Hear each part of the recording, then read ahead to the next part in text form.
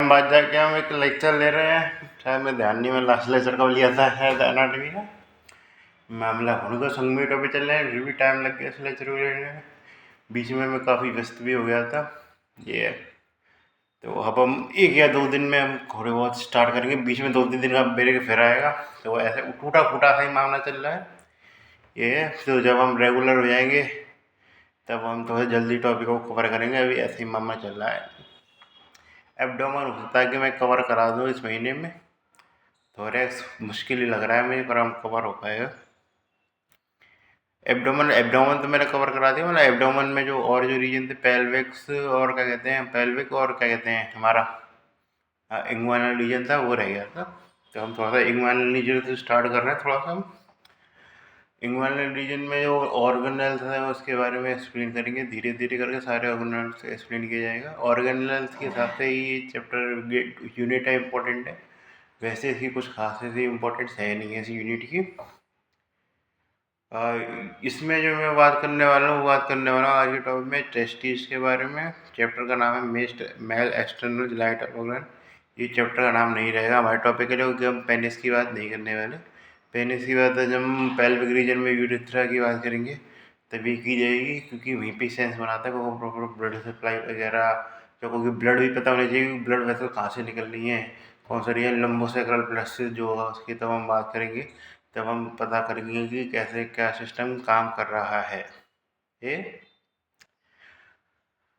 ये चीज़ आपको थोड़ा सा ये चाहिए, थोड़ा सा मैं आइडिया दे दूँ इसमें। अब हम बात करने वाले जब भी ऑर्गेनल्स की बात करेंगे तो हम थोड़ा बहुत तो प्रयास करूँगा कि मैं सर्जरिकल एक्सपर्ट को भी कवर कर सकूँ, कि ये सारी चीज़ें जो होती हैं सर्जरी में आती हैं ऑर्गेनल्स की फंक्शंस वगैरह को हम फिजियोलॉजी से इंटरलेट करेंगे। तो सर्जरी के रिलेशन को हम एनाटॉमी से इंटरलेट कर रहे थे, करेंगे। ये तो इसलिए हमारा कुछ पोर्शन है वो सर्जरी का स्टार्ट रहेगा। ज़्यादा डीप डाइव हम जाएंगे नहीं, जो हकीकत में कॉम्प्लेक्स टॉपिक है जो मैं हकीकत में समझा नहीं सकता उसको मैं पहले खुद समझूंगा और सर्जरी वाले वीडियो में कवर करूँगा। डिजीज़ के नाम पे कुछ डिजीज़ को हम यहाँ पे कवर करेंगे। ट्यूमर वाला पोर्शन तो पैथोलॉजी में आता है, तो ट्यूमर को हम यहाँ पे कवर नहीं करेंगे। टेस्टिकुलर ट्यूमर यहाँ पे नहीं कवर होगा, वो क्या एक तरीके से पैथोलॉजी में कवर होगा।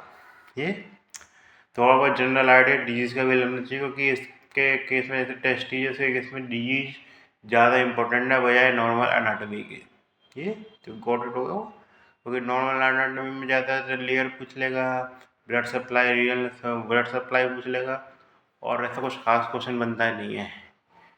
मेन जो क्वेश्चन बनते हैं वो इसके लिए ऐसे बनते हैं एक तरीके से पैथोलॉजी से रिलेशन में, या एक तरीके से डिफेक्ट वगैरह जो होते हैं जिसमें एक्टोपिटेस्टी क्रिप्टोगेनिज्म, और उसके अलावा हमारा हाइड्रोसील वेरिकोसील, इसके या 4 टॉपिक हैं जिसके काफ़ी क्वेश्चन आ जाते हैं बार बार।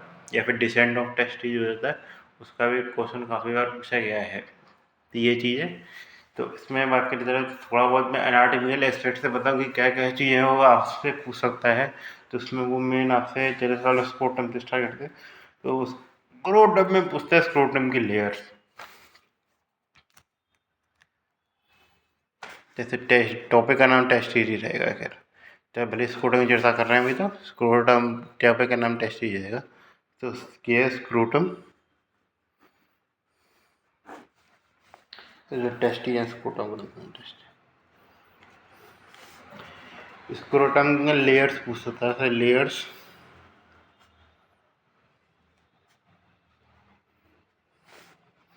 लेयर्स स्क्रोटम में क्या क्या आती हैं। ये क्या टेस्टिस के बाहर की बात करूँ, टेस्टिस के एक्सटर्नल कौन कौन सी लेयर आ रही है। टेस्टिस की लेयर की बात नहीं पूछ रही है, तो लेयर्स आती हैं इस तरीके से। आती है स्किन, स्किन फिर अंदर ऐसा कौन सी तरीके से होता है, सुपरफिशियल फिश आ जाता है, ऐसे तो डर्ट टू मसल भी कह देते हैं। क्या आता है सुपर, तो एंटीरियर एब्डोमिनल वॉल को भी कंपेयर करके चलेंगे। जैसे यही एंटीरियर एब्डोमिनल वॉल में वो लेयर का नाम होता है सुपरफिशियल फिशे होता है, और इसमें क्या हो जाता है लेवल उसमें आते हुए डर्टूस मसल हो जाती है। ये यदि एंटीरियर एब्डोमिनल वॉल के एक्सपर्ट में बात करें चलें तो एंटीरियर एब्डोमिनल इसमें एक्सटर्नल ऑब्लिक मसल होती है। जब हम बात करेंगे एंटीरियर एब्डोमिनल वॉल की सब सारी चीज़ों की चर्चा की जाएगी। इसमें आगे फिर इसमें क्या हो जाता है एक्सटर्नल जो स्क्रोटम में एंटीरियर एक्सटर्नल स्पर्मेटिक फेसिया।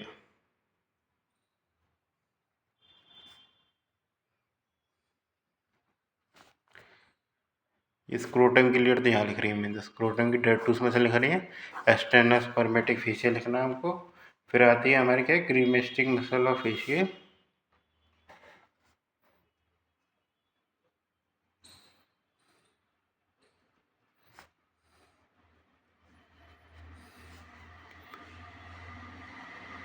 उसके अलावा उसके नीचे क्या आता है, इसके नीचे आता है हमारा एक तरीके से इंटरनल स्पर्मेटिक फेसिया। एक्सटर्नल हो गया तो इंटरनल भी होगा, तो इंटरनल स्पर्मेटिक फेसिया।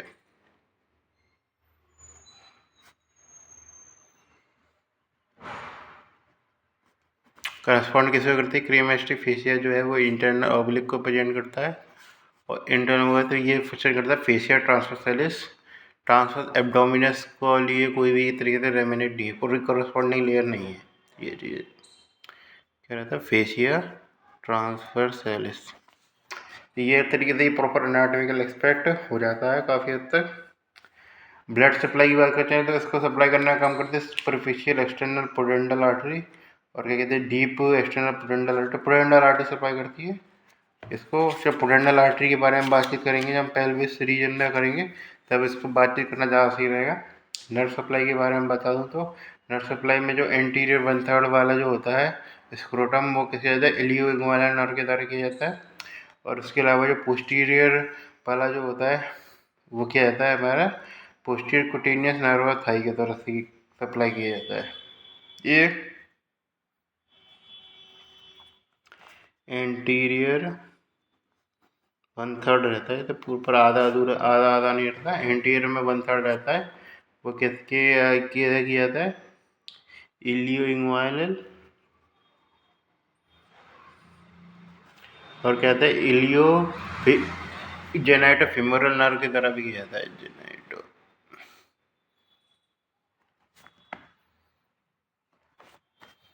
देखिए पोस्टीरियर एक्सपर्ट में बात करें, पोस्टीरियर में 2/3 वो किसके द्वारा सप्लाई किया जाता है, वो किया जाता है पेरिनियल नर्व के द्वारा। और उसके अलावा जैसे थोड़ा बहुत तो उसमें फीमोरल का एक्सपेक्ट भी आएगा, तो इस तरीके से posterior cutaneous nerve of thigh.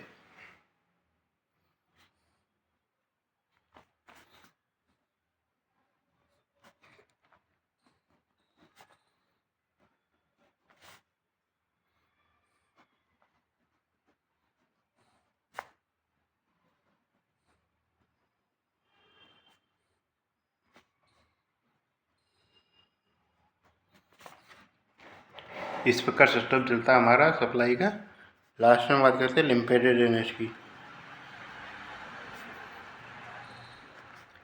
Lymphatic drainage में काफ़ी सारे ऑर्गन, जब हम पहले की बात करेंगे तो काफ़ी सारे ऑर्गन में बात करेंगे। इनका जो लिम्फेटिक ड्रेनेज होता है वो रहता है हमारा प्री आयोटिक, जो इतनी आयोटा के जस्ट सामने रहता है, प्री आयोटिक, और किसमें, पैरा आयोटिक रीजन में।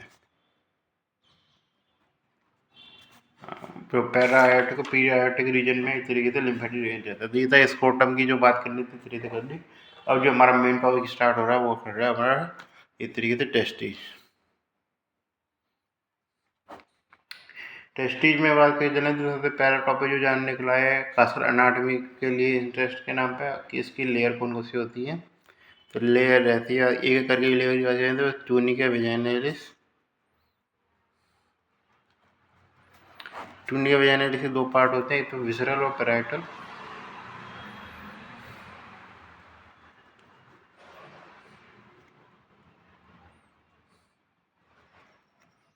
ये ये क्या होता है, रेमिनेंट होता है। ये पेरिटोनियल कैविटी से बनता है, ये पेरिटोनियल के बीच बनता है, पेरिटोनियल कैविटी से फॉर्मेशन होता है इसका। और पेरिटोनियल कैविटी से फॉर्मेशन होने के कारण क्या होता है, ये रेमिनेंट कहलाता है किसका, पोसेसस वेजाइनालिस का।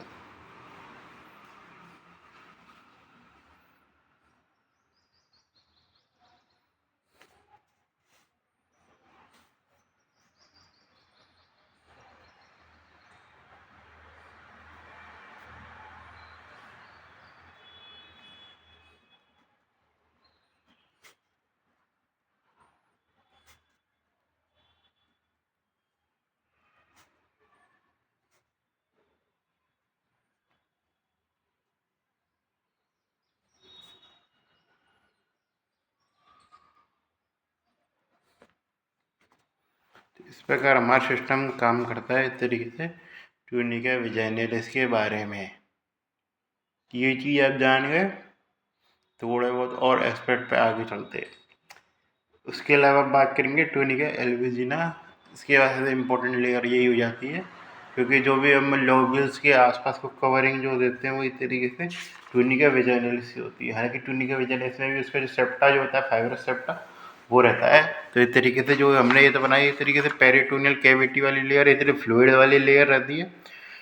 क्योंकि दूसरी जो रहती है हमारी कल से इस तरह क्या वो रहती है हमारी ट्यूनिका एल्बुजिना, जो कि फाइबरस लेयर रहती है।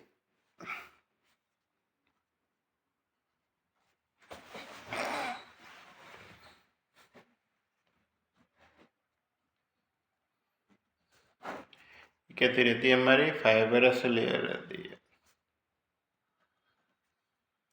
और ये क्या तरीके से या कहीं ना कहीं डेफिशिएंट देखने मिले थे ट्यूनिका विजाइनलिस, तो डेफिशिएंट देखने मिलते हैं एपिडिडाइमिस के डेफिशिएंट ऑन किस पे, एपिडिडाइमिस पे। देखिए इसका कहीं डेफिशिएंशन होता है वो देखने को मिलता नहीं है। ये पूरी लिस्ट को कवर करती है। हालांकि जो बिल्कुल इंटीरियर पोर्शन रेटेड टेस्ट किया जाएगा वहाँ पे तो उसके डेफिशिएंसी देखने को मिलेगी, लेकिन फिर भी इसकी ज़्यादातर एक तरीके से पूरी कवरिंग रहती है।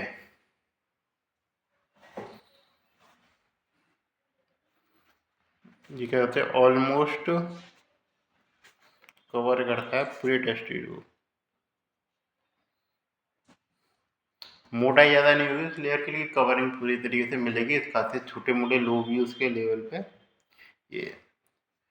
फिर ये आता है ट्रेंड का वेसिकुलोसा, जो कि एक तरीके से ब्लड वेसल्स की लेयर है। इसका खासा ज़्यादा कुछ खास काम है नहीं।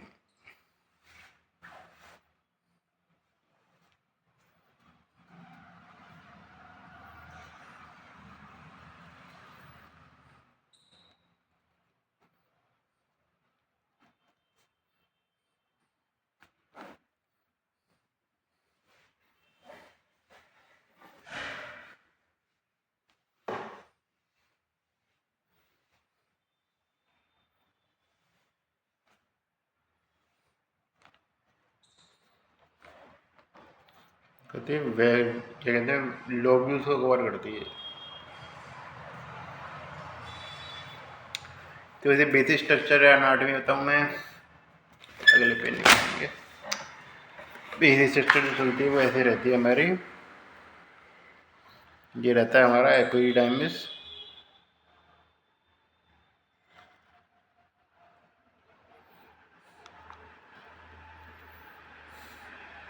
एपिडाइमिस से ये क्या निकल रही है हमारी सरफेस क्या कह रही है, हमें सर्पेंटाइन कोण निकल रही है, स्पर्मेटिक कोण निकल रही है।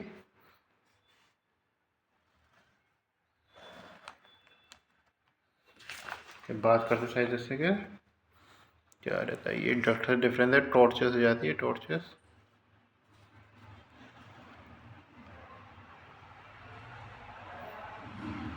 तो एपिडाइमिस तक पहुंच जाती है। फिर यहाँ रहता है आगे टेस्टीज रहता है, ये पूरा टेस्टीज है, जिसमें ये इसकी जो लेयर है, जैसे मैं बात करी तो पूरी लगभग हर जगह की लेयर को कौन कवर करता है हमारा, जैसे ट्यूनिका एल्बुजिना कवर करता है। तो ये कौन सी लेयर होगी हमारी, ट्यूनिका एल्बुजिनिया।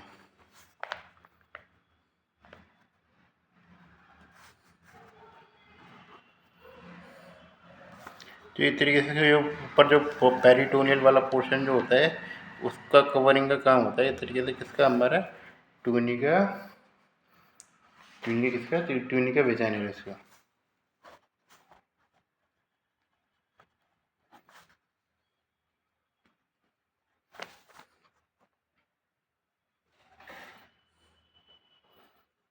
इसके बीच में क्या रहते हैं, फाइब्रस सेप्टा रहते हैं, क्योंकि इस तरीके से इसको सेप्टम में बांटने का काम करता है। इस तरीके से कंपार्टमेंट में बांटने का करता है। कंपार्टमेंट के अंदर भी लोब्यूल्स रहते हैं, जिसकी कवरिंग कौन करता है हमारा, इस तरीके से जो है हमारा ट्यूनिका वेस्कुलोसा कवर करता है।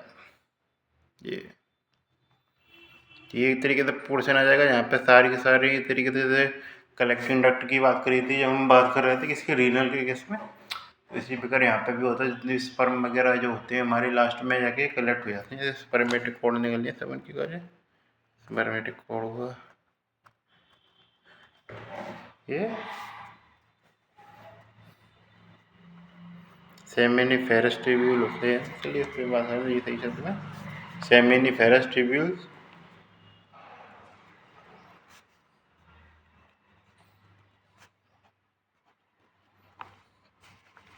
ये क्या कहलाता है, जो पोर्शन है इसमें इकट्ठा करने वाला, ये कहलाता है हमारा रेटेड टेस्टिस। ये इंपॉर्टेंट चीज़ है, अब पता होना चाहिए। रेटेड टेस्टिस पे खुद भी क्वेश्चन आ सकते हैं।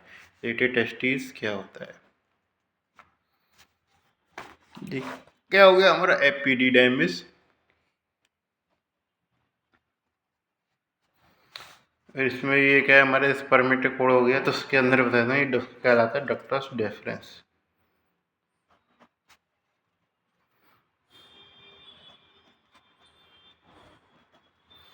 ये बीच में सेप्टा पढ़ रहे हैं तो क्या कहते हैं हम, फाइबरस सेप्टा कहते हैं। तो एक तरीके से याद रखना, फाइबरस सेप्टा जो होता है एक तरीके से ट्यूनिका एल्बुजिना वाली लेयर ही होती है। या तो फाइबरस सेप्टा लिख दिया, ट्यूनिका एल्बुजिना बता दिया फाइबरस सेप्टा के अंदर। कन्फ्यूजन मत कर देना, इससे ट्यूनिका वेस्कुलोसा मत बताने, वो काफ़ी अंदर डीप रहती है। खासकर मैंने काफ़ी सारे डायग्राम में सर्च करा, कहीं देखने को मिल जाए ट्यूनिका वेस्कुलोसा, लेकिन कहीं भी देखने को नहीं मिली। आप हो सकता है चार्ज करके मिल जाए, आपको पता नहीं, मुझे गूगल पर नहीं मिली थी। तो ये चीज़ें आप भी प्रयास करना थोड़ा कुछ देखने का इस लेयर को। तो ये चीज़ जानेगा, ये ट्यूनिका वेस्कुलोसा नहीं है, ये है एक तरीके से फाइबरस सेप्टा। याद रखें सही शब्द में, तो फाइबरस सेप्टा। ये तो इस प्रकार आपको पता चलिए दोनों के लेयर्स में क्या क्या आता है। जैसे ट्यूनिका वेजाइनलिस में क्या आता है, हमारा पेरिटोनियल कैविटी, पेरिटोनियल फ्लूइड भरा रहता है, क्योंकि उसमें क्या होती है, फाइबरस लेयर रहती है। फाइबरस की कवरिंग चाहिए होती है एक तरीके से, मेन कोई खाली पेरिटोनियल रेमिनेंट से कवरिंग थोड़ी ना होती है। ये तो फाइबरस कवरिंग रहती है जो कि अंदर तक रहती है, उसकी काफ़ी जो सेप्टा वगैरह में डिवाइड करने का काम करती है काफ़ी सारे उसमें। इसके अंदर क्या रहते हैं, सेप्टा में हमारे सेमिनिफेरस ट्यूब्यूल्स रहते हैं, क्योंकि एक तरीके से सेमाइन वाला एक तरीके से स्पर्म जो है इसका प्रोडक्शन करेंगे, वो खा जाएगा हमारा एक तरीके से रेटेड टेस्टिस में इकट्ठा होगा पहले, फिर रेटेड टेस्टिस से होता हुआ, जिसमें बताएं तो रेटेड टेस्टिस से होता हुआ क्या है एक तरीके से ये जाएगा हमारे एपिडिडाइमिस से। ये चीज़ है, एपिडिडाइमिस में जाएगा, फिर क्या जाएगा डॉक्टर डिफरेंस से होता हुआ वहाँ पर एक तरीके से जो प्रॉपर सिस्टम चलता है इसका। हमारा प्रोस्टेट वगैरह जब हम बात करेंगे तब करेंगे, तो प्रॉपर सिस्टम जो खाली टेस्टिस की बात कर रहे हैं, तो इस प्रकार हमारा सिस्टम काम करता है इस तरीके से। जो है स्पर्मियोजेनेसिस के लिए, मतलब वो सिस्टम तो हमने नहीं बताया उसके बारे में, लेकिन ये कि अनाटमिकल लेवल पे बता दें मैंने कि जो स्पर्म का ट्रांसपोर्टेशन कैसे हो सकता है टेस्टिस के अंदर स्पर्म का प्रोडक्शन होगा, वो कहाँ होगा, और वहाँ से उसके टेस्टिस के अंदर जो पाथवे है उसके बारे में हमने काफ़ी हद तक जान लिया है। तो ये तरीके से बेसिक लेवल पर हमारी जो टेस्टिस की अनाटमी है, हिस्टोलॉजिकल एक्सपर्ट पे भी नहीं जा रहा चाह रहा, उसमें ज़्यादा कुछ खास है भी नहीं है, आप ज़्यादातर देख लेना, उसमें बस आपको स्पर्म सेल बतानी होंगी और कुछ नहीं है जानने को। जब हम चर्चा करेंगे बाद में तभी करेंगे, उसकी अभी तो नीचे कर रहे हैं उसकी चर्चा। तो उसमें आर्टरी सप्लाई में आप पता होना चाहिए कौन सी आर्टरी रहती है, टेस्टिकुलर आर्टरी रहती है, इसमें ज़्यादा कुछ खास जानने को है नहीं। वीनस ड्रेनेज में भी आपको पता होना चाहिए कौन सा वीनस ड्रेनेज होता है। यदि राइट है तो राइट टेस्टिकुलर आर्टरी का ओरिजिन किससे होता है, इंफीरियर वेना कावा से, और लेफ्ट है तो लेफ्ट का ओरिजिन किससे होगा, हमारा inferior renal vein, left renal vein से। ये चीज़ पता होना चाहिए दोनों के केस में, क्या कि इस तरीके से यदि राइट की साइड है तो किससे होगा, इंफीरियर वेना कावा से, और यदि लेफ्ट की साइड है, जैसे वीनस ड्रेनेज पे क्वेश्चन आ जाता है, वीनस ड्रेनेज काफ़ी इंपॉर्टेंट है इसका। वीनस ड्रेनेज पहली बात तो किस प्रकार ड्रेन करता है, जल्दी पेम्पेनिफॉर्म फ्लेक्सिस बना के ड्रेन करता है। ये कैसे बनाता है, पेम्पेनिफॉर्म फ्लेक्सिस, ये भी पूछ सकता है क्वेश्चन आते हैं, पेम्पेनिफॉर्म फ्लेक्सिस बना के क्या करता है इस तरीके से हमारा वीनस ड्रेनेज करने का काम करता है। ये किस में करता है, यदि यदि लेफ्ट साइड ही वगैरह करना है तो लेफ्ट साइड ही वगैरह, तो ये बात करेगा हमारा रीनल वेन में। यदि राइट साइड में तो किस में करेगा, हमारा इंफीरियर वेना कावा में। इस पे जो क्वेश्चन है वो ये नहीं पूछता कि कौन सा क्या ड्रेनेज करता है, ये तो अनाटमी में डायग्राम बना के पता लगा सकते हैं। वो पूछता है क्वेश्चन कि वेरिकोसील के बारे में पूछता है, ये वेरिकोसील का ये भी मैं एक्सप्लेन कर रहा हूँ। इसमें मैं क्लिनिकल्स को एक्सप्लेन करूँगा कि ये ज़्यादा इंपॉर्टेंट नॉर्मल अनाटमी की तुलना में। ये इसलिए हम ज़्यादा वेट कर नहीं सकते इसके लिए समझाने के लिए, क्योंकि फिर इस चैप्टर का महत्व खत्म हो जाता है यदि मैं इसको क्लिनिकल्स को नहीं समझाऊँ। ठीक है। तो वेरिकोसील क्या होता है? तो वेरिकोसील जो होता है वो होता है हमारा डायलेटेड टॉर्चरस, क्या होती है हमारी पेम्पिनिफॉर्म प्लेसेस। सही भाषा में तो क्या, डायलेटेड टॉर्चरस पेम्पिनिफॉर्म प्लेसेस।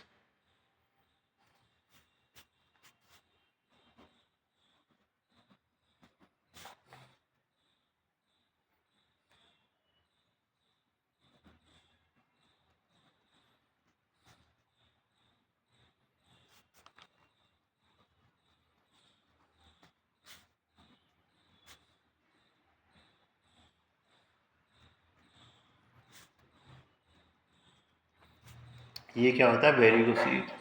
ये ये किस में मिलता है? ये मिलता है मोस्ट कॉमनली हमारे 90% केस में बात करें तो ये मिलेगा लेफ्ट साइड में, लेफ्ट टेस्टीज में देखने को मिलेगा। क्यों देखने को मिलेगा, उसका क्या कारण पूछा जाता है? क्योंकि ये क्या है कि मोर परपेंडिकुलर होता है as compare to right testicular. क्योंकि इस तरीके से जैसे मैं बात कर रहा हूँ वीनस ड्रेनेज में, ये हमारी क्या आ गई इस तरीके से रीनल वेन आ गई, इंफीरियर वेन का हुआ है, ये राइट रीनल वेन है। ये यहाँ से तो यों निकल के आ रही है इस तरीके से, ये पेम्बरीफॉर्म प्लेक्सस आ रही है राइट साइड में, एक उसने सीधा ही यहाँ पे पेम्बरीफॉर्म प्लेक्सस बना दिया। प्रेशर किस में ज़्यादा होगा? यहाँ पे सीधे परपेंडिकुलर आ गई, इसलिए कंपैरेटिवली जो वीनस प्रेशर जो होता है, वीनस का वीनस ब्लड में ब्लड प्रेशर जो होता है वो इस तरीके से किस में ज़्यादा रहता है हमारा, जो है पेम्पिनिफॉर्म जो लेफ्ट टेस्टिकुलर आर्टरी में, वेन्स में, लेफ्ट टेस्टिकुलर वेन्स में जो है वीनस प्रेशर का कंपैरेटिवली ज़्यादा रहता है। उसका कारण मैं बता दिए क्या, क्योंकि एक तरीके से वो बिल्कुल एकदम सीधी लाइन में रहती है।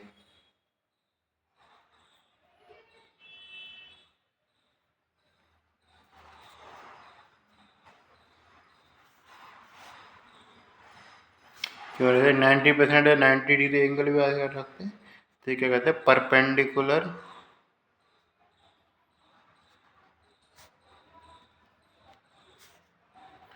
ड्रेन इनटू किसमें, लेफ्ट रीनल वेन में। ये सिस्टम काम करता है, पता चलिए आपको। और बात क्या करें इसके तरीके से, प्रेशर खड़ा किसके, प्रेशर बढ़ किसके कारण सकता है, उसकी पैथोलॉजी आप सोच सकते हैं आप क्या हो सकती है पैथोलॉजी। वो हो सकती है आपकी तो क्या है एक तरीके से हमारा रीनल वेन में ही दिक्कत है कोई, ये रीनल वेन का ही कंप्रेशन कर दिया है। रीनल वेन का कंप्रेशन कौन कर सकता है? तो रीनल वेन का कंप्रेशन कर सकता है हमारा सुपीरियर मीडियंट्रिक आर्टरी और आयोटिक आयोटा के बीच में कंप्रेशन हो सकता है। और क्या हो सकता है हमारे, तो सुपीरियर मीडियंट्रिक आर्टरी जो है वो कंप्रेशन कर दे इस तरीके से, किसका, लेफ्ट रीनल वेन का। ये उसके अलावा क्या हो सकता है, वो हो सकता है हमारा इस तरीके से वह एक तरीके सिग्मोइड कोलोन के द्वारा, क्योंकि यदि आदमी का पाचन नहीं हो पा रहा सही ढंग से, जैसे तो मैंने बताया नटके का फ्रेंड्स, जो योगा के तरीके से फीकल मैटर जो होता है यदि वो ज़्यादा इकट्ठा हो जाए तो वो इस तरीके से क्या कर सकता है हमारा कंप्रेशन कर सकता है। कहते हैं इस तरीके से सिग्मोइड कोलोन कंप्रेशन कर देता है, कंप्रेशन हुआ है। क्योंकि जो इतनी देर लोकेशन को पढ़ाने का मेरा उद्देश्य था वो यही था कि आपको थोड़ा सा आइडिया लगे कि इस स्ट्रक्चर के पीछे क्या क्या चीज़ें हैं वो पाई जा रही है। तो इस स्ट्रक्चर के पीछे जो पाई जाती है वो आई जाती है हमारी लेफ्ट रीनल वेन। तो कंप्रेशन वाइज सिग्मोइड कोलोन, क्योंकि सिग्मोइड कोलोन में क्या इकट्ठा होता है हमारा, वो होता है एक्यूमुलेशन होता है वो किसी फीकल मैटर का, फीटल मैटर का एक्यूमुलेशन हो गया जिसके कारण से कंप्रेशन स्टार्ट कर दिया। तो ये क्लिनिकल फीचर क्या देखने को मिल सकते हैं हमको, क्लिनिकल फीचर ये देखने को मिल सकते हैं तो इसकी स्वेलिंग तो देखने में मिलेगी, क्योंकि क्या है तरीके से हमको स्टैंडिंग पोजीशन में ज़्यादा देखने को मिलेगी, और क्या है कि हमारे डिक्रिपेशन हो जाएगा इस तरीके से लाइन पोजीशन पे। स्वेलिंग किस में देखने को मिलेगी, इन्हें किसमें स्टैंडिंग पोजीशन में, ये चीज़ है। और क्या देखने को मिलेगा स्वेलिंग के अलावा, वो देखने को मिलेगा हमको ऑन पाल्पेशन, ये पूछ सकता है पाल्पेशन पे क्या देखने को मिलेगा, बैग ऑफ बर्न सेंसेशन देखने को मिलेगा, बैग ऑफ बर्न सेंसेशन। हालांकि इतना डिटेल से नहीं पूछता है, इस टॉपिक को मेरे को ज़्यादा डिटेल में बताते हैं, लेकिन यदि आप सर्जरी वगैरह पढ़ रहे हैं तो मतलब, हालांकि मैंने उस सर्जरिकल एक्सपर्ट भी अभी पूरा बताया नहीं, क्योंकि उसमें भी आएगा जब इस टॉपिक को हम आज के सर्जरी में कवर करेंगे, ये ठीक है। लेकिन आपको थोड़ा बहुत आइडिया तो लग गया ना, वेरिकोसील क्या होता है, क्यों होता है, लेफ्ट साइड में क्यों ज़्यादा होता है, ये चीज़ें वो पता लगना ज़्यादा ज़रूरी है आपके लिए एक्सपर्ट से, ठीक है। तो हम आगे बढ़ रहे हैं, तो आगे हमारा मेन टॉपिक आता है, वो आता है हमारा डिसेंड ऑफ टेस्टिस। इस पे से जनरेटेड क्वेश्चन आएगा, तो टेस्टिस पे से कुछ क्वेश्चन आएगा, तो बाकी की और जगह से हाल क्वेश्चन आते नहीं हैं। ये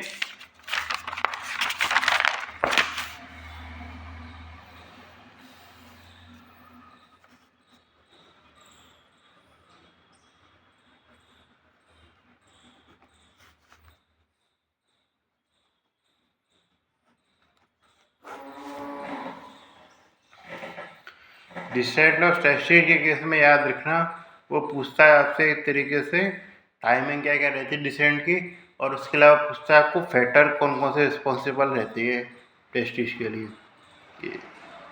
डेवलपमेंट के बारे में पूछना है, डेवलपमेंट के बारे में भी आपको यही एक्सप्लेन करना है। बस आपको क्या है कि तरीके से पेरिटोनियम में जो फ्लोट था, इधर प्रोसेस वेजाइनलिस को उठा के क्या बनाना है, को ट्यूनिका वेजाइनलिस बना लेना है। ज़्यादा कुछ खास इंपॉर्टेंस है नहीं, इसलिए मैं बता नहीं रहा उसको। बस में याद रखना, नीचे की साइड हमारा होता है ग्रुवेनिकुलम टेस्टिस, जो कि मेन फैक्टर, जो कि एक तरीके से एक फैक्टर के रूप में होता है, रिस्पॉन्सिबल किसके, इस तरीके से हमारा डिसेंड कराने के। लेकिन इसमें ये चीज़ ध्यान रखना, ये मेन फैक्टर नहीं है, सबसे बड़ी बात है। मेन फैक्टर है वो एक तरीके से एब्डोमिनल वॉल की ग्रोथ है, ये चीज़ है। इसमें ये चीज़ ध्यान रखना, डिसेंड ऑफ फैक्टर में ये पूछता है, इस तरीके से डायग्राम नहीं पूछेगा, वो तो बहुत आसान है बताना। तो वो पूछता है हमारा फैक्टर रिस्पॉन्सिबल। फैक्टर रिस्पॉन्सिबल में आपको मोस्ट इम्पोर्टेंट फैक्टर बताना है, वो बताना है आपको इस तरीके से ग्रोथ का, ग्रोथ कैसे होती है हमारी एब्डोमिनल वॉल की।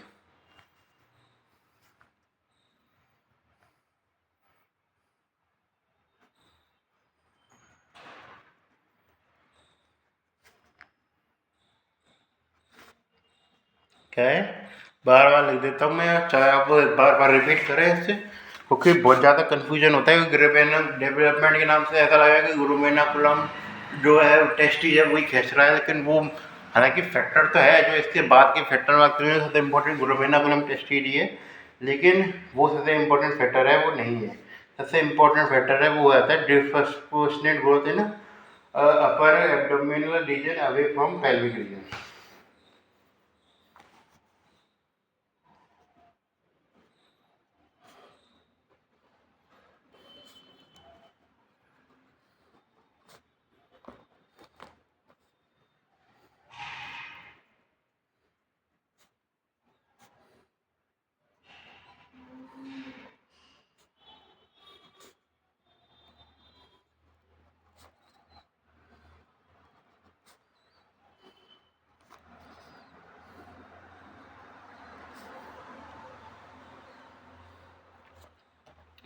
ये मोस्ट इम्पॉर्टेंट फैक्टर है।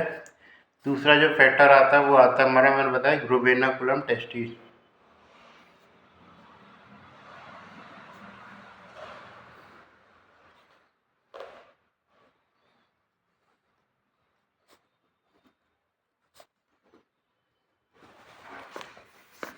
और बाकी एक्स्ट्रा फैक्टर में आप हार्मोनल फैक्टर को मेंशन कर सकते हैं।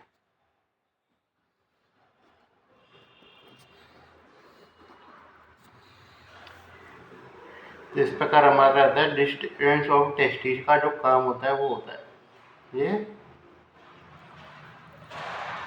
इसी बीच में क्या होता है, प्रोसेस वेजाइनलिस ट्यूनिका वेजाइनलिस में कन्वर्टेड हो जाता है ये। अब वो कहाँ होता है ये भी पूछ सकता है आपसे हर जगह। यदि आप ध्यान रखें थर्ड मंथ पे ध्यान रखना, थर्ड मंथ पे वो रहता है हमारा इस तरीके से पेल्विक रीजन पे, पेल्विस में रहता है। फिर क्या ये रहता है वो डीप इंग्वायरल रिंग पे आ जाता है। अब इसके बारे में जब हम इंग्वायरल रीजन पढ़ा हुआ था पढ़ा हुआ, डीप इंग्वायरल रिंग होती है, फिर तो सुपरफिशियल इंग्वायरल रिंग होती है, उसके बीच में रहती है हमारी क्या हमारी क्या कहती है, हमारी रहती है इंग्वायरल कैनाल। कन्फ्यूजन आप ये कर सकते हैं कि डीप इंग्वायरल रिंग है तो ज़्यादा बाद में आएगी, ऐसा कुछ नहीं है। ये जो क्राइटेरिया बनाया गया है ये बनाया गया है एक तरीके से, जो भार ज़्यादा है, भार का मतलब है कि एक तरीके से स्क्रोटम है वो भी तो ज़्यादा इजीली अप्रोचेबल है ना बाहर से, हम एब्डोमेन की बात नहीं कर रहे। ठीक है, स्क्रोटम यदि हम किसी चीज़ में ऑपरेशन करेंगे ग्रोइन के रीजन में तो हम हमारा सबसे ज़्यादा आसान कहाँ से अप्रोच करना होगा, ये सोचिए स्क्रोटम से ज़्यादा आसान होगा ना। हाँ हम एब्डोमिनल वो काट देंगे, स्क्रोटम से सीधा रास्ता मिल रहा है हमको, कोई स्किन वगैरह भी पतली सी है, इसकी ज़रूरत नहीं, कुछ खास है नहीं है, ये चीज़ है। थर्ड मंथ पे रहता है पेल्विस में, तो उसके बाद क्या है सिक्स्थ मंथ पे आता है। सिक्स्थ मंथ पे कैसे आ जाता है हमारा डीप इंग्वानल रिंग। फिर क्या सेवेंथ मंथ पे किसमें आ जाता है हमारा इंग्वाइनल कैनाल। एट्थ मंथ पे किसमें आ जाता है हमारा सुपरफिशियल इंग्वाइनल रिंग।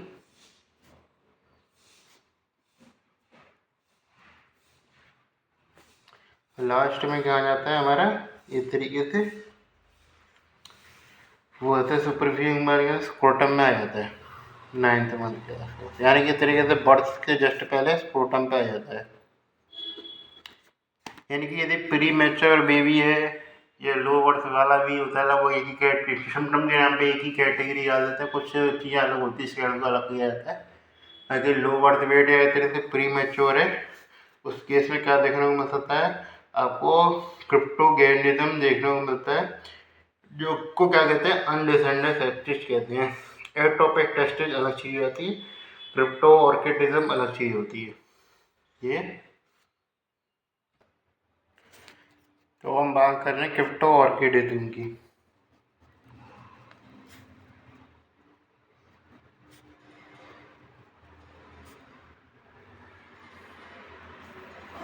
ये भी इम्पोर्टेंट क्वेश्चन है, काफ़ी बार पूछा सकता है। आपने 12th में पढ़ लिया होगा कहीं तो थोड़ा बहुत आइडिया तो होगा इसके बारे में। ये चीज़ है कॉज क्या रहते हैं इसके, कॉज जो रहता है वो ज़्यादा रहता है लो बर्थ वेट रहता है, यह रहता है प्री मेच्योर रहती है, एकदम लास्ट स्टेज में जाकर हो रहा है ना इस तरीके से। मन के 8वें महीने में ही पैदा हो गया बच्चा तो सिंपल सी बात है फिर तो उसमें अनडिसेंडेड टेस्ट ही मिलेगा आपको, क्रिप्टो ऑर्किडिज्म देखने को मिल ही जाएगा। हाँ जो ज़्यादातर का है कि अब मैकेनिज्म अपना भले बच्चा पैदा कर ले, मैकेनिज्म तो काम करेगी ना उसकी, ऐसा तो है नहीं है बच्चा बाहर आ जाएगा मैकेनिज्म बंद हो जाएगी, इंट्रायूटेराइन काम कर सकती है, ऐसा कुछ नहीं है। तो इसलिए क्या है कि जो ज़्यादातर केस में क्या है कि स्पॉन्टेनियस रिजोल्यूशन हो जाता है, 70 to 77% केस में क्या होता है स्पॉन्टेनियस रिजोल्यूशन हो जाता है।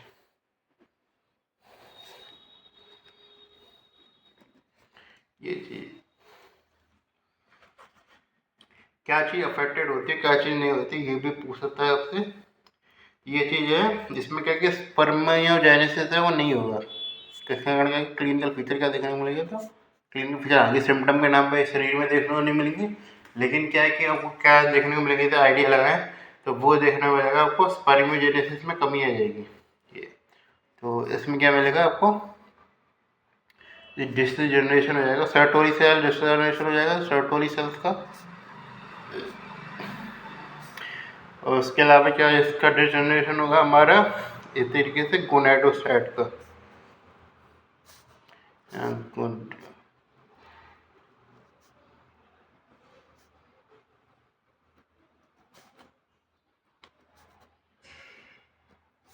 दाना के दाना डिस्ट्रॉय जाएंगे, चाहे सर्टोसाइट है गोनेडोसाइट हो, क्या चीज़ रहेगी रिमेन तब भी रहेगा कौन, वो रहेगा हमारा लेडिक सेल। हालांकि इसकी हाइपरप्लेजिया देखने को मिलेगा, लेकिन इस तरीके से ये तब भी काफ़ी हद तक काम करता रहेगा। क्यों काम करता रहेगा, क्योंकि इसके लिए टेम्परेचर वाली रिक्वायरमेंट नहीं है। हालांकि डेवलपमेंट इसका नहीं हुआ है जितना होना चाहिए था, क्योंकि हमारा प्री मेच्योरिटी के नाम पे इस तरीके से ये धीरे खाली डिसेंट आने का काम तो चलता नहीं है, डेवलपमेंट का भी तो काम चलता है ना, इसलिए डेवलपमेंट तो नहीं होगा। लेकिन क्या है कि ये क्या है लीस्ट अफेक्टेड होता है किससे, टेम्परेचर से, लीस्ट अफेक्टेड बाय टेम्परेचर। तो बॉडी का टेम्परेचर ज़्यादा होता है, शरीर के बाहर टेम्परेचर ज़्यादा कम होता है कंपेरेटिवली। हालांकि ऐसा ज़रूरी नहीं है, मेरा तो अफ्रीका वाली जनरेशन के लिए तो उल्टा सिस्टम होना चाहिए। लेकिन ये है कि पर्टिकुलर ज़्यादातर केस में देखा गया है कि टेम्परेचर बाहर कम होता है, बॉडी के टेम्परेचर ज़्यादा होता है। तो ये क्या है, ज़्यादा टेम्परेचर पर ग्रो नहीं कर पाते, स्पर्म हमारे शर्टों हिसाब से काम नहीं कर पाती, जिसके कारण क्या है कि उसका डिस्ट्रक्शन देखने को मिलेगा। क्योंकि हमको वो ये चीज़ ध्यान रखें, 5 to 6 ईयर तक पे सिम्टम देखने को मिलेंगे, ये तक मिलेगा 5 to 6 ईयर पे। क्योंकि शुरुआत में तो सिंपल सा स्पर्मेटोजेनेसिस की प्रक्रिया होती नहीं है, बाद में स्टार्ट होती है। लेकिन बाद में क्या है कि जब स्टार्ट होने वाला टाइम होगा तब सभी सेल जो होंगी एक तरीके से डिस्ट्रॉय हो जाएंगे, एक संग नहीं हो जाएंगी, ये बस टेम्परेचर मिलाने की बस खत्म हो गया मामला, ऐसा कुछ नहीं है। तो ये चीज़ है लेडीज, जिसके कारण लेडीज सेल यदि सही है तो टेस्टोस्टेरोन का लेवल बना रहेगा, टेस्टोस्टेरोन लेवल बना रहेगा। तो क्या देंगे वो सेकेंडरी सेक्सुअल कैरेक्टरिस्टिक हुई, चाहे हमारी आवाज़ भारी होना या ब्रीड आना, वो सारे चलते रहेंगे।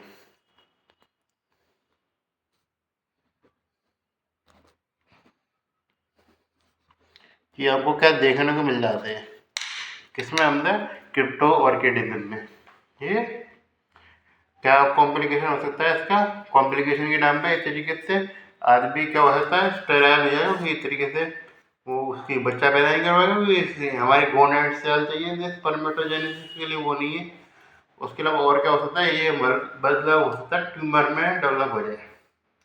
और क्या हो सकता है, हमारा डक्टस जो हमारा क्या है, हर्निया डेवलप हो सकता है। हर्निया कैसे डेवलप हो जाएगा, क्योंकि हर्निया का जो मैं बहुत बड़ा कारण जो रहता है वो रहता है हमारा पेटेंट प्रोसेस ऑफ वेजाइनालिस होता है।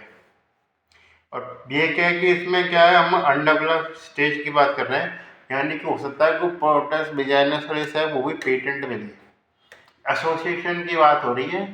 जरूरी नहीं है कि ये इसको हर्निया में डेवलप करता हो, लेकिन ये है कि वो हर्निया डेवलप हो सकता है, प्रॉपर चांसेस के हर्निया डेवलप होने के।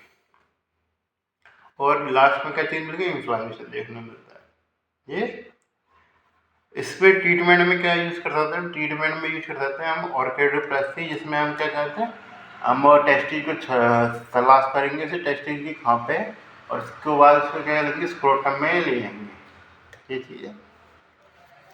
इसके सिवाय कॉम्प्लिकेशन की बात करें ना, वो भी हो सकता है कॉम्प्लिकेशन। कॉम्प्लिकेशन की याद रखना है आपको, साथ ही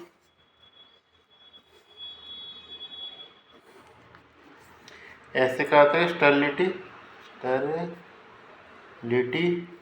ऐसे आता है एटोपी, एट्रोफी, एट्रोफी यही टेस्टिस को डेवलपमेंट भी कम हो रहा है उसका। टी से क्या हो जाएगा हमारे, टी से क्या हो जाएगा, ट्रोमा या ट्यूमर हो सकता है। ट्यूमर याद रखना, मतलब ट्यूमर याद रखना, कौन सा ट्यूमर, सेमाइनोमा हो सकता है। एस से क्या याद रखना है, एस से याद रखना है वो हर्निया। टी से क्या याद रखना है, टी से याद रखना है वो, साथ ही आई से क्या याद रखना है आपको, इन्फ्लामेशन। हर्निया याद रखना पेटेंट प्रोसेस के कारण होता है मेन। आर एस क्या रहेगा, यदि डिसेंडेंट नहीं हुआ तो ये बात करता है ऑर्किडोप्लासी रहेगा, जिसमें हम क्या कहते हैं, टेस्टिस की छानबीन करेंगे और उसको लेके आएंगे, इस तरीके से उसको सेटल करेंगे अपनी सही जगह पे।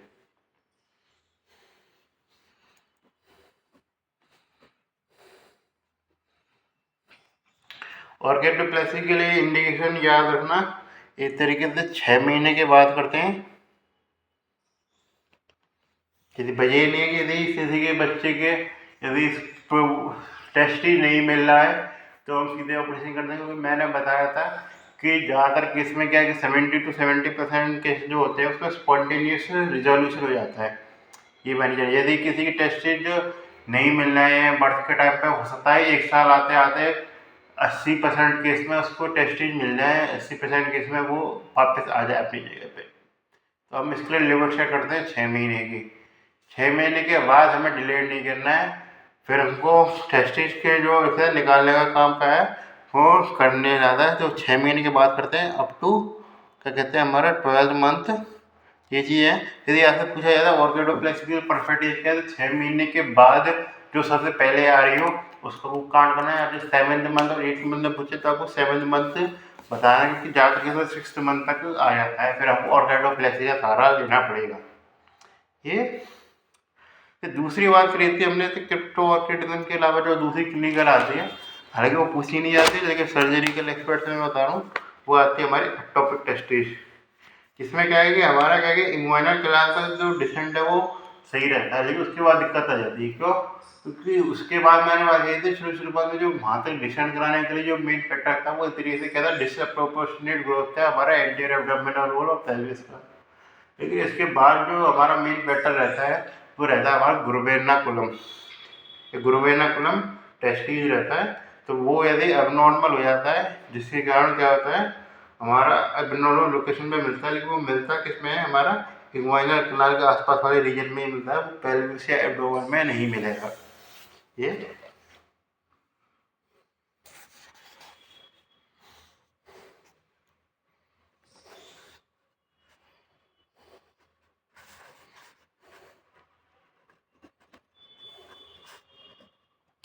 ये बस टॉपिक के बेहतर था, इसलिए क्रिप्टो ऑर्किडिज्म की कन्फ्यूजन ना करें।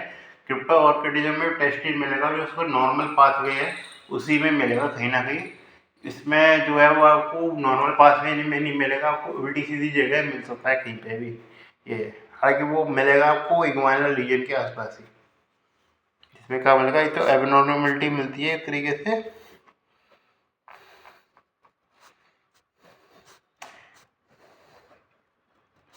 क्योंकि मेन क्या है कि ग्रुवेर्नाकुलम डिसेंड कराने के लिए उतना बड़ा फैक्टर भले ही नहीं है, हालांकि ठीक ठाक फैक्टर है, लेकिन उसको जो डिसेंड की दिशा तय करने के लिए जो मेन फैक्टर है वो ग्रुवेर्नाकुलम ही है।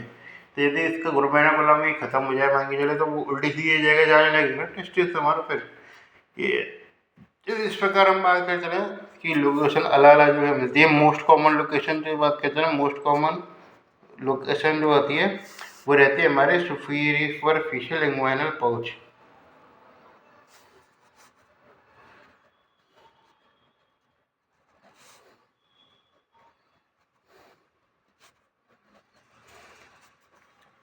और कौन सी लोकेशन हो सकती है, वो रहती है हमारे तरीके से पेल्विस सुपरफिशियल लिग्मेंटल पाउच के अलावा हमारे सुप्राप्यूबिक रीजन में रहती है, और इसके अलावा रहती है हमारी ये तरीके से फीमोरल कैनाल और पेरिनियम में। तो लीस्ट जो रहती है हमारी कॉन्ट्रालेटरल स्क्रोटम में रहती है। ठीक है, इसमें फीमोरल कैनाल में रहती है। और क्या देखने को मिल सकता है, पेरिनियम में देखने को मिल सकता है। और इसमें क्या देखने को मिलता है हमको, सुप्राप्यूबिक रीजन में। सबसे लीस्ट बात करें तो किसमें, कॉन्ट्रालेटरल स्क्रोटम में, किसमें लीस्ट कॉमन है। मोस्ट कॉमन किसमें हमारा superficial inguinal pouch, superficial inguinal pouch. Superficial inguinal most common area रहेगा, वो लास्ट तक पहुंच जाता है, चीज़ ये चीज़। तो ये चीज़ अब पता लगी एप्रोप्रिएट टेस्टिस के बारे में। पैथोलॉजी पता होनी चाहिए क्या है क्या नहीं, बाकी इसके बारे में ज़्यादा कुछ खास पूछता नहीं है। जो ट्रीटमेंट है वो लगभग सेम ही रहेगा दोनों का, हमारा ऑर्गेनोप्लास्टी हमको करनी पड़ेगी। कॉम्प्लिकेशन भी इसके सेम ही रह सकते हैं, ज़्यादा कुछ खास हमको अंदर देखने में नहीं मिलता। पर अंदर के नाम में बस यही पूछता है क्या कि उसमें जो आपको डायग्राम में पूछता है, विश्राम सिंह में देख रखा है, बचाव सिंह में देखे तो उसमें कोई भी आपको लोकेशन बताएगा एक तरीके से, उसमें बिल्कुल एकदम सेम पाथवे में मिलेंगी लोकेशन, एबनॉर्मल लोकेशन, लेकिन इसमें क्या कहीं भी मिल सकती है, ये चीज़ है। बात करते चले अब अलग चीज़ों की। यदि आपका खैमी का मतलब है कि वो सेम पाथवे में आ गया, तब उसको क्या कंसिडर करेंगे, तब उनको क्रिप्टो ऑर्किडिज्म कंसिडर करेंगे। ये चीज़ ध्यान रखना। यदि डिफरेंट पाथ में होगा तभी हम इसको क्या कंसिडर करेंगे, इस तरीके से एक्टोपिक टेस्टिस कंसिडर करेंगे, वरना क्रिप्टो ऑर्किडिज्म कंसिडर करेंगे। क्रिप्टो ऑर्किडिज्म ज़्यादा ब्रॉड टर्म है और ज़्यादा यूजफुल है, ये ज़्यादा देखने को नहीं मिलता। क्रिप्टो ऑर्किडिज्म ज़्यादा कॉमन देखने को मिलता है ये। फिर हम आते हैं तरीके से इन्फ्लामेशन पे, अक्यूट एपिडेमोऑर्गाइटिस, जिसमें आपको कुछ नहीं जानना, बस ये जानना है इस तरीके से मोस्ट कॉमन कौन सा इस तरीके से क्या होता है बैक्टीरिया, वो होता है क्लिंडामाइसिन होता है। और यदि हमारा मोस्ट कॉमन ऑर्गेनिज्म किसमें पूछे, मतलब इस तरीके से मोस्ट कॉमन ऑर्गेनिज्म इस सेक्सुअली एक्टिव मेल में पूछे तो क्लिंडामाइसिन, और यदि हमारा मोस्ट कॉमन ऑर्गेनिज्म ओवरऑल पूछे तो वो रहता है हमारा ई कोलाई। ये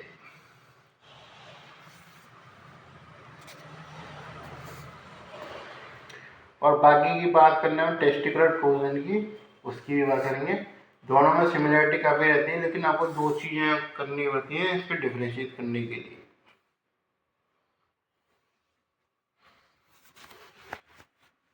इसकी तो बात नहीं करेंगे, टेस्टिकुलर ट्रोजन की बात करते हैं, उसके बारे में बात करना बेकार है, या तो उसका फायदा है नहीं। इन्फ्लामेशन हर किसी कंडीशन में देखने को मिल सकता है। टेस्टिकुलर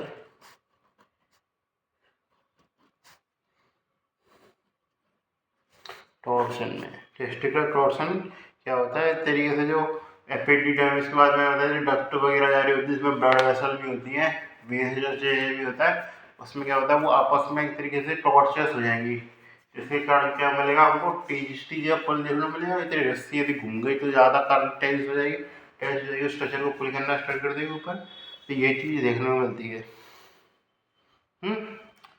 और क्या देखने को, सीवियर पेन देखने को मिलेगा, पेन के कारण नोजिया वॉमिटिंग तक देखने को मिल सकती है हमको ये। तो इसमें बात करें टेस्टिकल टॉर्जन में, वो पूछ सकता है आपकी कौन सी डिफॉर्मिटी से ज़्यादातर जुड़ी रहती है, तो उसमें याद रखना एसोसिएटेड कहते हैं बेल कैपर्स डिफॉर्मिटी के द्वारा जुड़ी रहती है। बेल कैपर्स डिफॉर्मिटी है उसके संग ज़्यादा जुड़ा रहता है क्या, हमारा टेस्टिकुलर टॉर्जन ये। फिर हम बात करते हैं इसमें जो जो चीज़ है वो क्या देखने को मिलती है, सेपरेशन हो जाता है टेस्टिस का बॉडी ऑफ एपिडिडाइमिस से। ये चीज़ ज़्यादा जानने की मिलती है। वो मेन चीज़ जानने की ज़्यादा जरूरत है, वो है आपको blue dot sign. Blue dot sign जो होता है वो रहता है हमारा अपेंडिक्स का, जो टेस्टिकुलर अपेंडिक्स की बात करी थी, टेस्टिकुलर अपेंडिक्स की बात करी नहीं है, बाकी रहता है आप स्ट्रक्चर देखना, यदि आपको देखने मिलेगा अपेंडिक्स ऑफ इसका टेस्टिस में, तो वो उसमें हमको देखने को मिलता है कि अलग से उभार देखने को मिलता है टेस्टिस पे, तो वो अपर पोल पे ध्यान देखना उसका, तो उसको जो है वो उसके कारण उसका टॉर्जन हो जाता है, जिसके कारण क्या देखने को मिलता है हमको ब्लू डॉट साइन देखने को मिलता है। ये तो क्लिनिकल फीचर में थोड़ा सा याद रखना आपको, वो याद करना है हमको ब्लू डॉट साइन,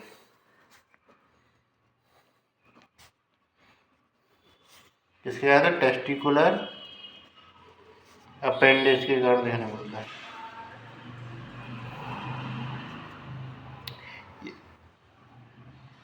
और क्या देखने को मिलेगा, मैंने बताया था कि वो पुल हो जाएगा ऊपर, जिसके कारण क्या देखने को मिलता है, जो जो देखने को मिलता है, यदि क्लिनिकल फीचर नहीं है तो ये चीज़ ज़्यादा क्लिनिकल फीचर बात करना है, तो इस तरीके से जब हमारा एसिलेटर टाइप का होता है वो क्या ऊपर की तरफ पुल हो जाता है, लेकिन जो नॉर्मल लेटरल होता है वो क्या है वहीं पे ही रहता है। एसिलेटर का होता है पुल अपवर्ड रहता है, पुल अपवर्ड का मतलब ये याद रखना, उसको कहा जाता है हमको डीमन साइन।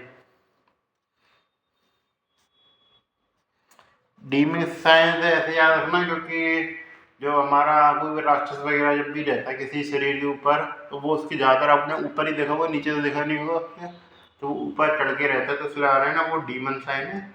और जैसे वो क्या कहते हैं हमारा,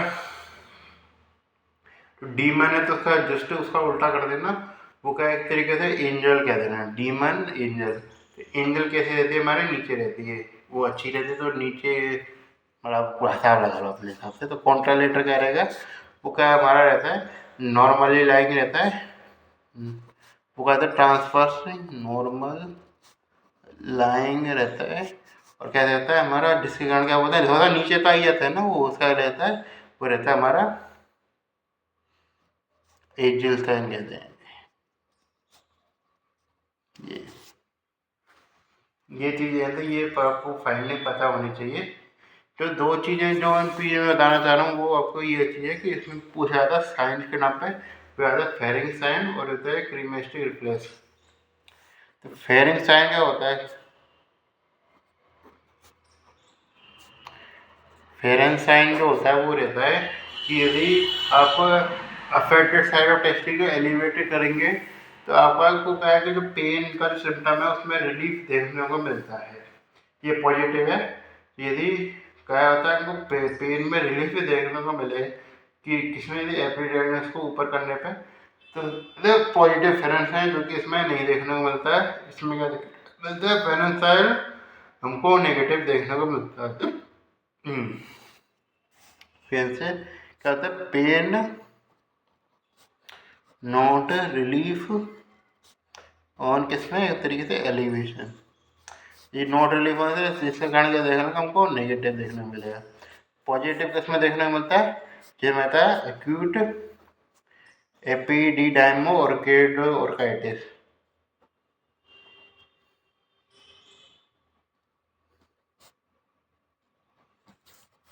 दूसरा क्या होता है हमारे क्रीमेस्टिक रिफ्लेक्शन, जिसमें क्या कि हम थाई वाली जो एरिया है उस पर यदि हम करेंगे, इस तरीके स्टॉकिंग करेंगे या फिर इस तरीके से कुछ भी करेंगे, तो क्या मिलेगा हमारा, क्या कहते हैं, जो एप्सिलेटेड टेस्टिकुलर है वो अपवर्ड पुल करेगा ये चीज़ें। अब इसमें हमारा क्या देना, तो क्रीमेस्टिक रिफ्लेक्स वही खत्म हो गया, क्योंकि इस तरीके से वो बेचारी पूरी जो टेस्टिकुलर टोर्सन, क्योंकि वो क्रीमेस्ट जो जितना ऊपर जाना था उतना ऊपर चले ही गया पहले ही, और कितना ऊपर जाएगा। तो ये चीज़ें, तो ये क्रीमेस्टिक रिफ्लेक्स भी हमको क्या मिलता है, क्रीमेस्टिक रिफ्लेक्स।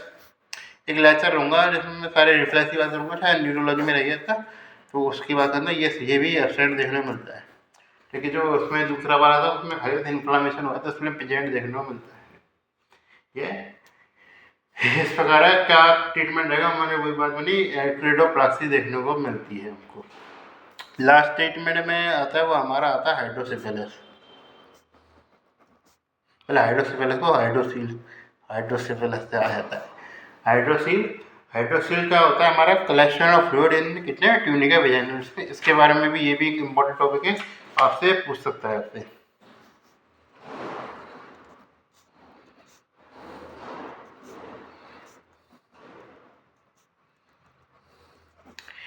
ट्यूनिका वेजाइना में एक तरीके से जो फ्लूइड का कनेक्शन हो जाता है उसको क्या कहते हैं, हमारा हाइड्रोसील कहते हैं। अब किसके कारण से, प्राइमरी कंडीशन है कि तरीके से जो कनेक्शन है वो अभी भी बना हुआ है पेरिटोनियम का, जिसके कारण अभी भी फ्लूइड का एक्युमुलेशन हो रखा है अच्छा खासा सीरियस से। या फिर दूसरी चीज़ क्या हो सकती है कि इन्फ्लामेशन हो रखा हो, जिसके कारण क्या कि तरीके इन्फ्लामेशन हो जाता है, तो फ्लूइड का इकट्ठा होना तो बनता है कि इन्फ्लामेशन फ्लूइड इकट्ठा होता है, तो वो चीज़ हो सकती है। ये जो इन्फ्लामेशन का कारण होता है उसे कहते हैं सेकेंडरी, जो कि सबसे लीस्ट कॉमन रहता है, थोड़ा लो कॉमन रहता है, मतलब ज़्यादा लीस्ट भी नहीं रहता। लेकिन यदि वो क्या है, वो थोड़ा सा कॉमन देखने को मिलता है, वो रहता है हमारा प्राइमरी हाइड्रोसील, जिसमें क्या है आपको टेस्टिस जो है वो इस तरीके से सेपरेटेड देखने को मिलेगा। क्यों देखने को मिलेगा सेपरेटेड, क्योंकि वो उसकी कवरिंग जो होगी हमारी प्रॉपर की नहीं जाएगी, क्योंकि तो हमने जो वो जो है वो अभी तक जो है वो हमारा कुछ ना कुछ जो हिस्सा है उसका ट्यूनिका वेजाइना का वो जुड़ा हुआ है पेरिटोनियम से। ये